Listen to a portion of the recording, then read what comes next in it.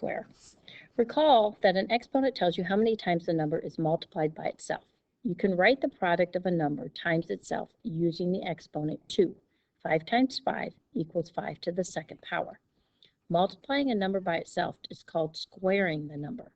The expression 5 to the second power can be read as 5 squared. Now let's evaluate 5 squared on the dots. 5 squared, what does that mean? That means that you have a square where the sides are all 5. So if I go down 5, 1, 2, 3, 4, 5, over 1, 2, 3, 4, 5, and back up, this is 5 and this is 5. That gives me the length sides are each going to be 5. Now if I count all of those boxes inside, if you start counting them, you can go ahead and do this and put them all in. You're going to see that you are going to end up with 25 of them. I just kind of skipped a few to get to that 25, but you'll see why. That's because a perfect square, all the sides are the same, and 5 times 5 equals 25. Now, we use our calculators a lot for this. If you use on your calculator, you'll see a button that's x to the second power. That's the same thing of taking a number and squaring it. So if you use your calculator, you could just put 5, push that x to the second power there. It's on the left-hand side. If you can't find it, be sure to ask and hit enter, and it will give you the answer for you. So if we look at some examples here, we can say, okay, the area of this square is 2 squared or 4 inches squared, because 2 squared equals 4, and both sides are 2. For number 1, it's 13 squared, because both sides are 13, or 169 feet squared. For 1.5 and 1.5, remember, multiply them together, so it's 1.25 squared. And then to put them together, you're going to get 1.5625 centimeters squared. And now for 7 to the 4th power and 7 to the 4th power, I may leave that as a fraction and leave that as 7/4 squared. That means square the top number, square the bottom number. So it becomes 49 over 16. You can change that to a decimal if you'd like. Sometimes it's easier just to leave it as the fraction.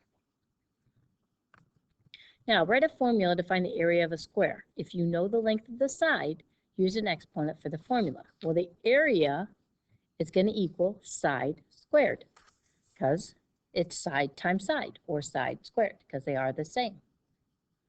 Find the area of the squares of the given length. Well, if it's 1, 1 squared is 1 times 1, which is 1 inches squared. Now, 1/3 squared would be 1/3 times 1/3. I would leave that as a fraction because 1/3 actually is a repeating decimal, and see that that is 1/9 inches squared. And 19 squared would be 19 times 19 to find out that it's 361 centimeters squared. Now, to go the other direction, we need to use something called the square root. Finding the square root of a number. That means, what two numbers did I multiply together to get to that number? So in the example, the square root of 81 is 9, because 9 times 9 equals 81.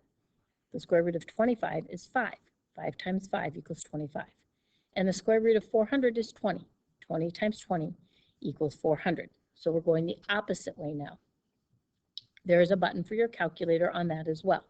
It is right here above that squared button for you.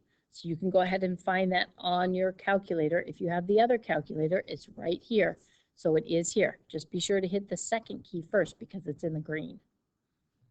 So if I wanted to find the length of the squares for the given area for 144, I would put in the square root of 144 in my calculator and find out that it is 12 feet.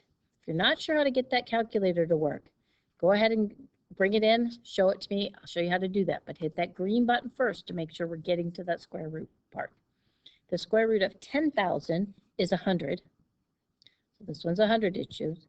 And the square root of 53.29, yes, you can have a decimals in it, is 7.3 centimeters. Using your calculator with that square root button. So now if I wanted to make a chart to find every square that can be made from 100 tiles or fewer, giving the length of the side and the area of each square. Well, if the length side is 1, the area is also 1, because 1 times 1 is 1. If the length of a square is 2, 2 times 2 is 4. That would be the area. 3 3 times 3 is 9. 4 would be 16.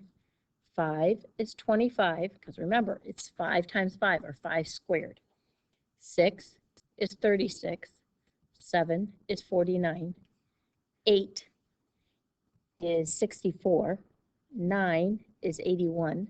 And 10 would be 100 square tiles. So, is it possible to make a square out of 20 tiles? What do you think? Is 20, can you make a square root of 20?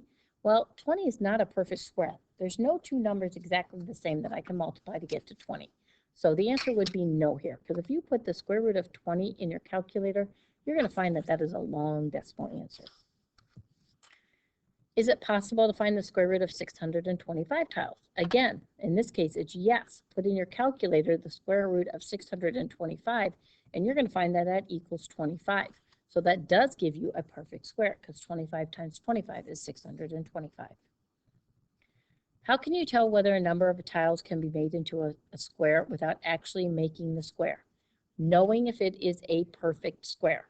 You have to know if it's a perfect square. Use that square root button if you're not sure to determine, is this number a perfect square or not? Now, the number of perfect squares, if it is equal to the whole number multiplied by itself. In other words, a perfect square is the result of squaring whole numbers. So here are some examples. Tell whether these are perfect squares or not. Remember, put them in your calculator. Is 3,249 a perfect square? No, it's going to come out to be a decimal. Is 9,196.81 a perfect square? Actually, it can be a perfect square, because you can have numbers like that that are perfect squares as well. So you would end up with, whoops, mine are off numbered down here. I'm sorry. Let me go back here and fix number 18. I was thinking I was on the wrong number. 18 is yes. That is a perfect square, because 3,249 is 57 times 57. I'm off on these slides from your book. That's why I messed up. So make sure you're double checking that to make sure we don't make those mistakes. Number 19. Well, I could change that to a decimal. If I do the perfect square, it's 95.9 times 95.9. So actually that could be considered a perfect square because of that decimal in there is the same. Number 20, nope, that's not a perfect square. There's no two numbers I can multiply together if I put that in my calculator.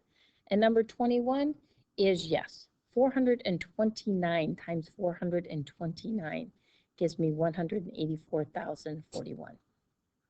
So those work in that case.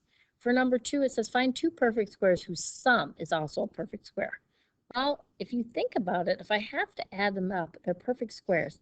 So I could do something like 3 squared plus 4 squared. That's 9 plus 16. That equals 25. Well, 25 is the perfect square of 5 squared.